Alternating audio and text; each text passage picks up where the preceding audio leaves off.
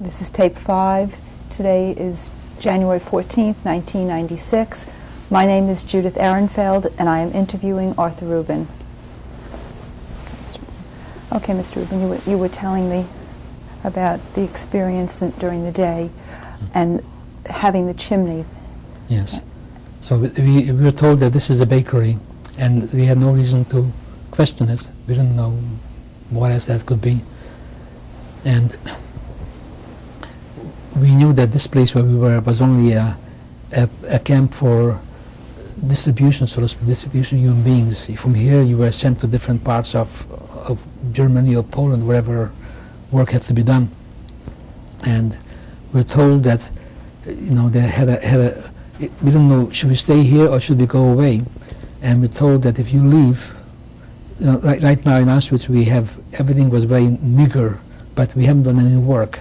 If you're sent out, you could wind up working on the road, working in a coal mine, working on any kind of condition outside or in the factory. The food is going to be more or less the same as you have right now. And if you living under these conditions and work, then you couldn't last very long.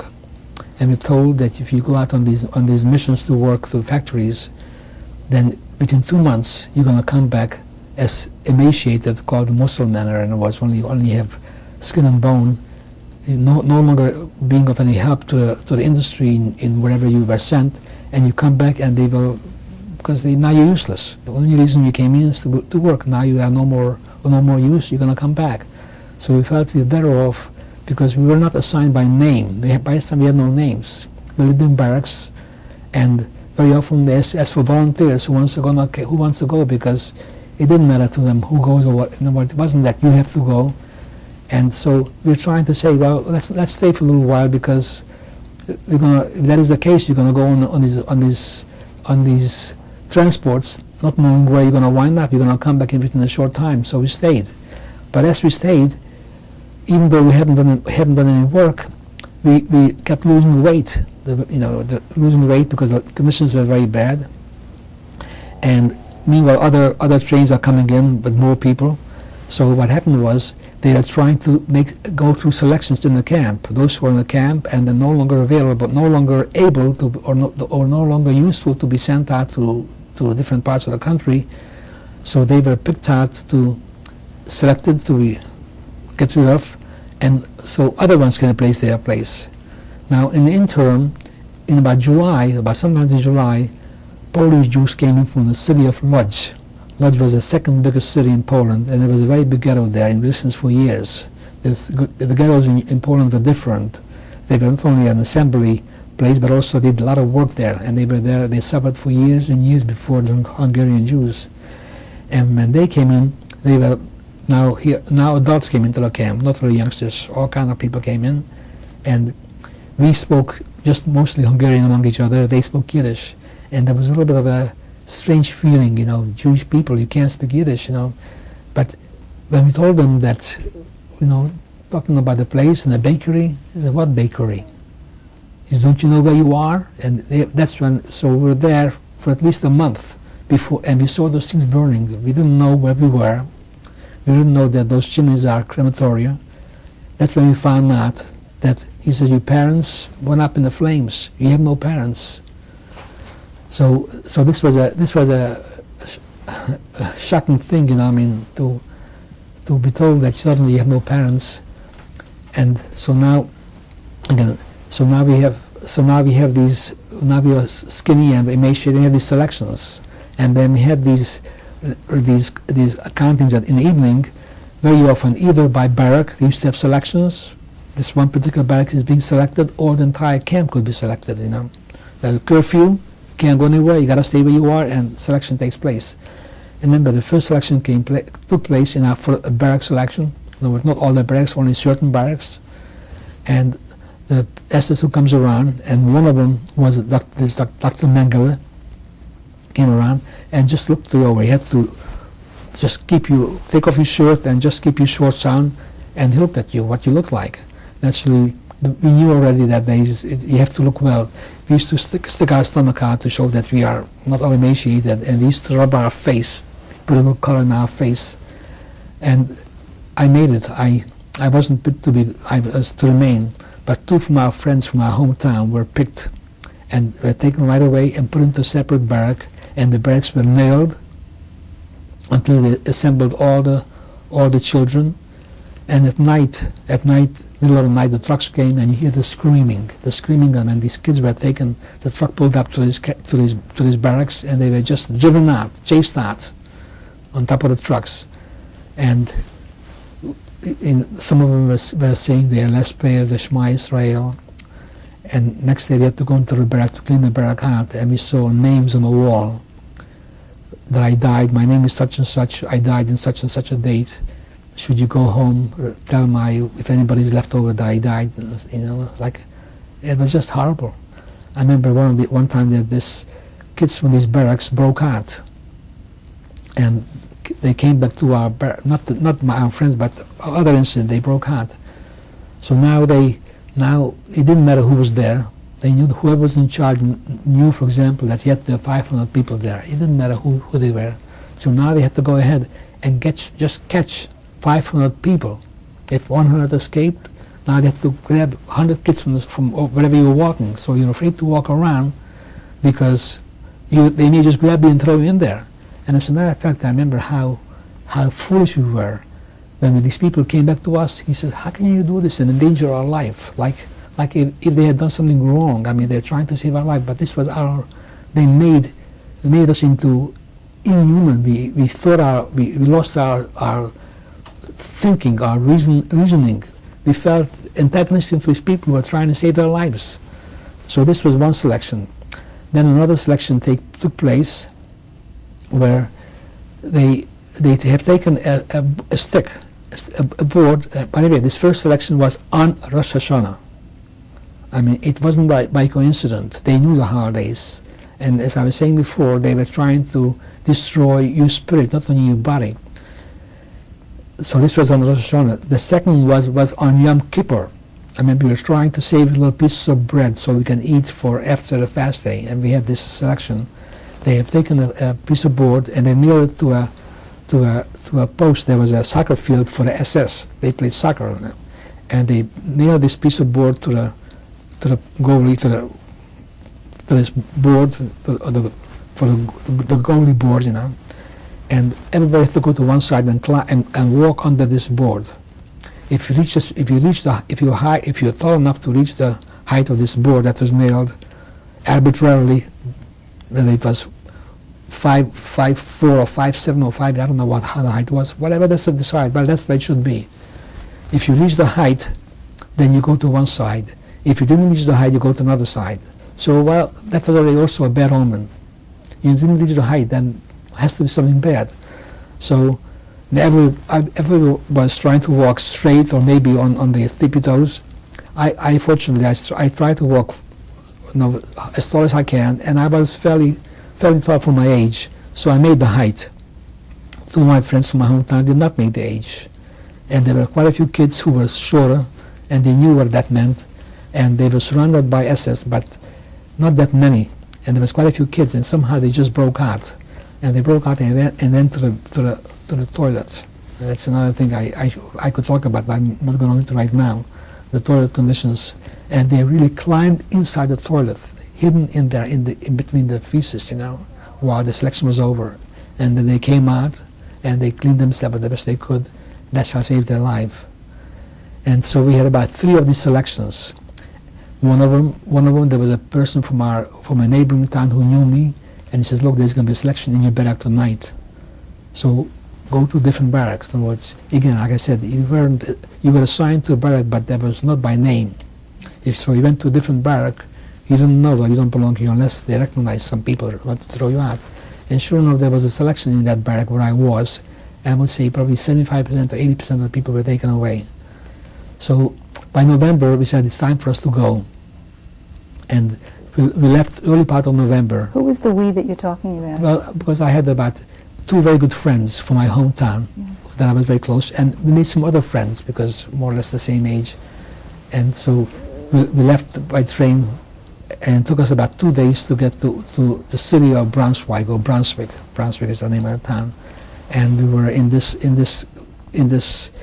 camp. in Braunschweig it was not an annihilation camp. It was a camp. It was a labor camp. Later I found out that the owners of the camp, of the factory, was called Bussing, B-U-S-S-I-N-G, Bussing Works, Bussing Werke.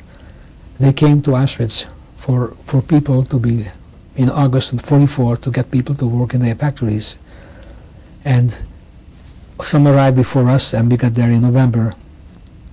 And the camp that we were in, there were two camps supplying this particular factory.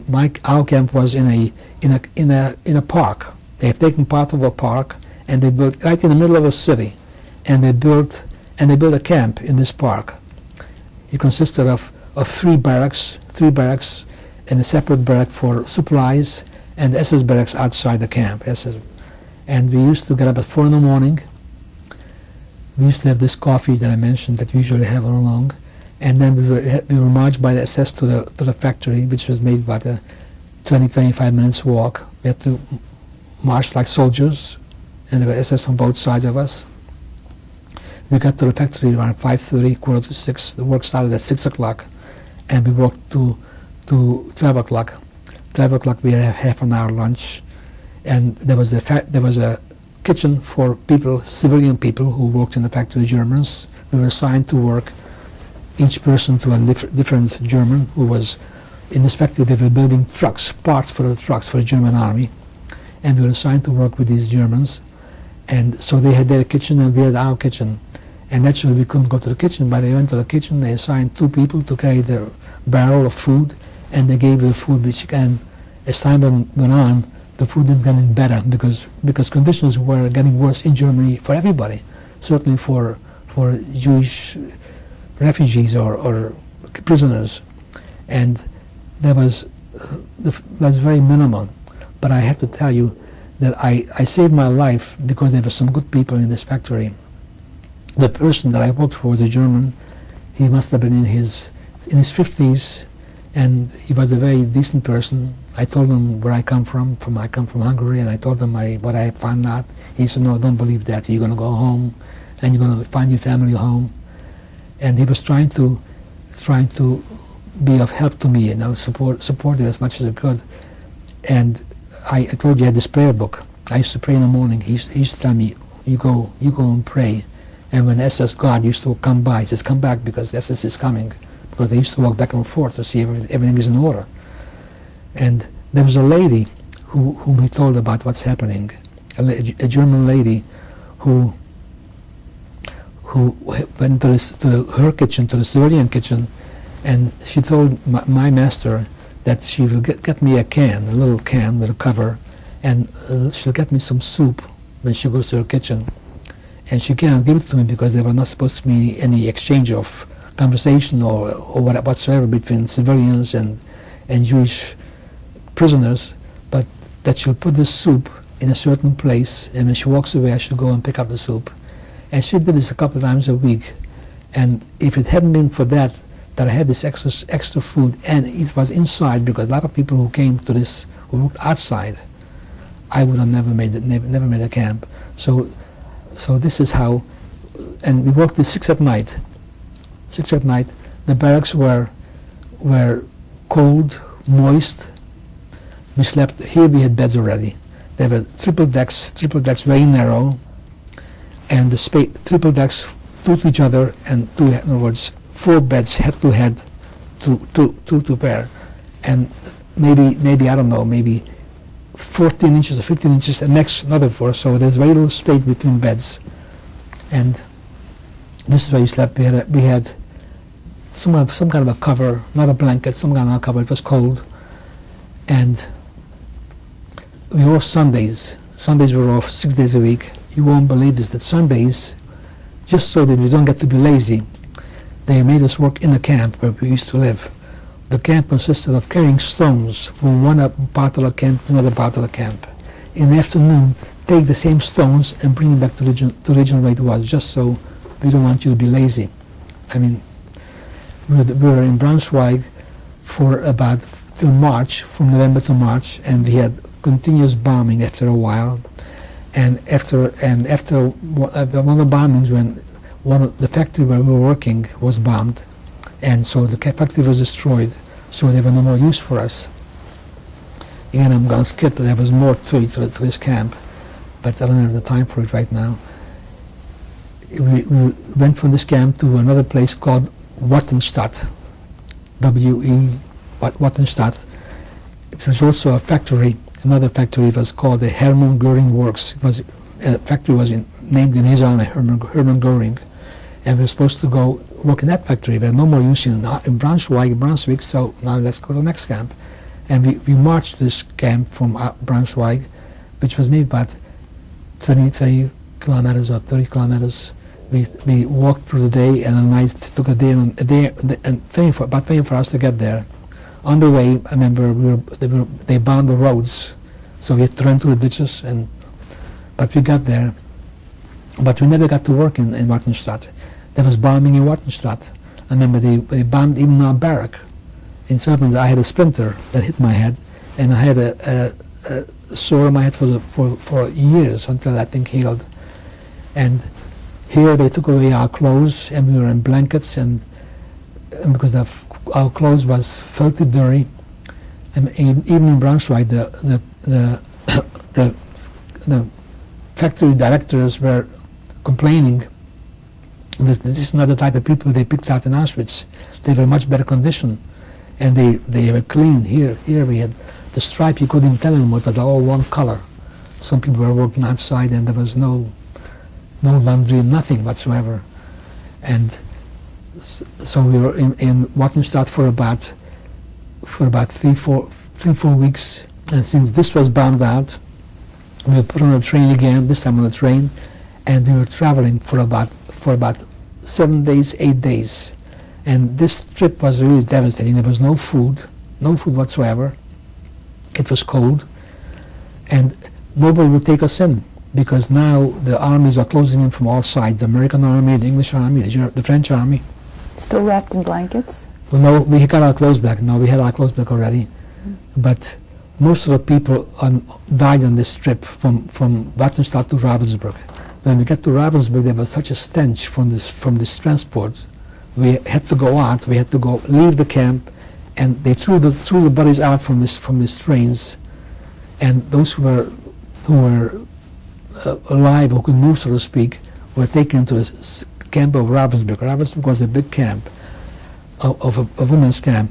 At that time, there were not too many women already. They were evacuated to other camps, but we were there.